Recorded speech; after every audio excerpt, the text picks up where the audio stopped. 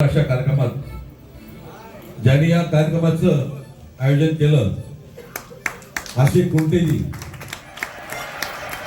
हे तुम्हाला कुठल्या डिपार्टमेंटमध्ये काम करत असतात असं वाटतं का? हे पोलीस दिसतात का? पोलीस हे पोलीस आहेत आणि पोलिसाचा रुबाब आपण सगळे बघतो. हे जरा पावती फाडो, हे लाईन तुम्हाला गलत हो गया इधर हो गया, परंतु एकदम प्रेमळ समाजाची म्हणजे एकदम वेगळे आपल्या संरक्षण तर करतात. या बायका जेलचे अधिकारी आहेत त्यांच्यासाठी जरा जोरदार टाळ्या. आणि सर्वात महत्वाचं की पोलीस डिपार्टमेंटचा व्यक्ती असून सुद्धा या संगीत क्षेत्रामध्ये उतरला आणि बघता बघता 19 शो, हा जो शो तुम्ही बघताय, तुम्ही साक्षीदार आहेत, 19वा शो त्यांनी यशस्वीरित्या आपल्या सर्वांच्या साक्षीने सादर केलाय. त्यांनी गोपीनाथ मुंडे साहेबांवर गीत लिहिले, संत भगवानवर गीत लिहिले, असे ते गीतकार पण आहेत, त्यांच्या आवाजात ते गीत गायतात.